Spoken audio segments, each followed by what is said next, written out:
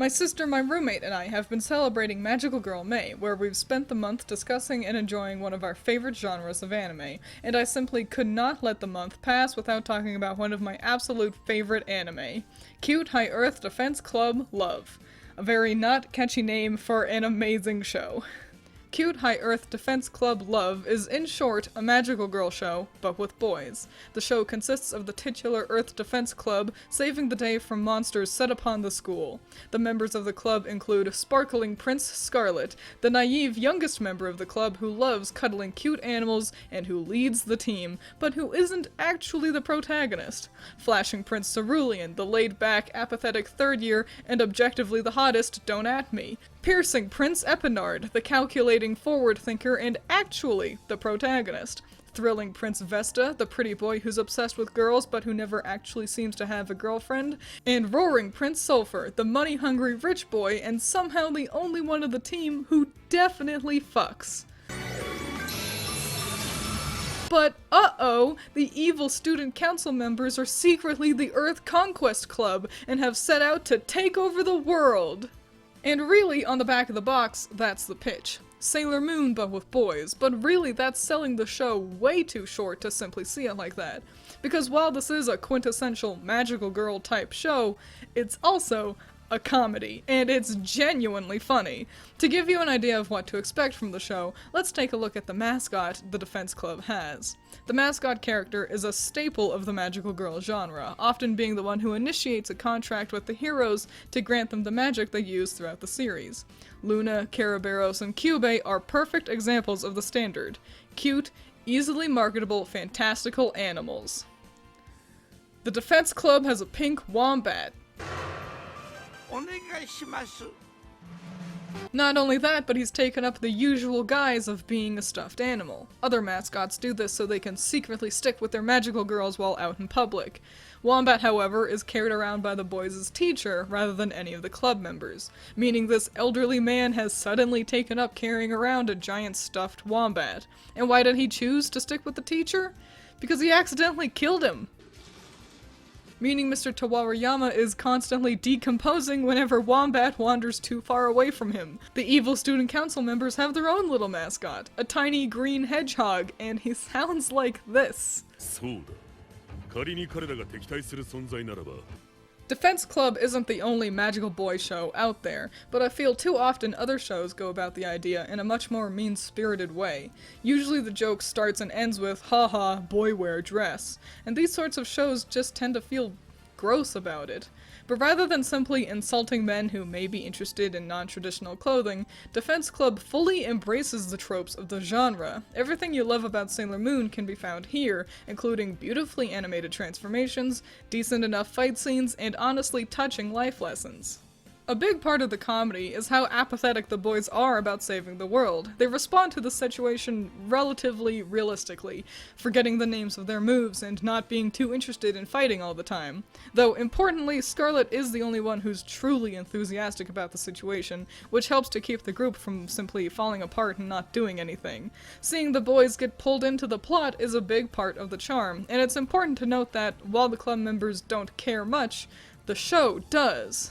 The animation doesn't disappoint. The monsters are over the top, as if they expect the usual yelling and running around a normal magical girl would do. The showrunners clearly care about the product. The lack of investment from the heroes is part of the joke, and is even funnier when compared to how seriously the Earth Conquest Club is taking everything. This does a good job making the show accessible to a new audience. Some may be put off by the cheesy overreactions that would come from a more traditionally enthusiastic cast.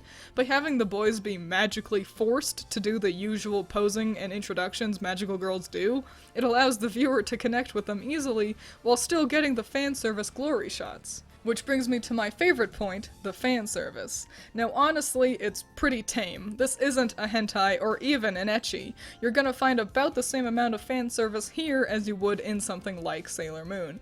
But it's really fun to finally, after all these years, be able to watch a show tailored to a female audience. After watching a billion shows with obligatory half-naked women and obnoxious boob physics, I finally get to have the fun catered to my interests. And this is by no means an accident on the show's behalf. They are clearly aiming to let those who like men get to enjoy themselves as much as possible with Defense Club. The boys have a club room but spend just as much time at a public bathhouse. Episodes aren't afraid to explore how the boys feel around other boys versus how they feel around girls. Their official titles are Battle Lovers. There's a Hot Springs episode in the first season. Hell, they call transforming love making. Again, it's not explicit, but it is fun, and safe enough for kids to easily watch and for shy middle schoolers to not be too flustered with. And honestly, while the fan service is aimed at the female gaze, even if you're a straight guy, I suggest you give Defense Club a watch, because while I enjoy the half-naked pretty boys, I would be remiss to not mention the truthfully heartwarming stories the boys find themselves in. The show talks about love a lot. The club's goal is to save the world with love, but that doesn't mean in a romantic way necessarily. The show really focuses more on self-love, offering advice on how to love yourself and why your insecurities and flaws are okay. They could have easily made the show yaoi bait and have the fellas seduce the monsters to heal them, but I really appreciate this angle instead, as I feel the lessons learned can be very beneficial to the audience and are good life lessons especially for boys. This anime helps to show that it's okay to talk about your feelings, that it's okay to ask for help, that self-worth is important, that friendship is important. And if I can sit through Nozomi assaulting the others against their consent to get the crap tier story that was Love Live, you can easily handle some boys' torsos to get a genuinely insightful and fun experience with Defense Club.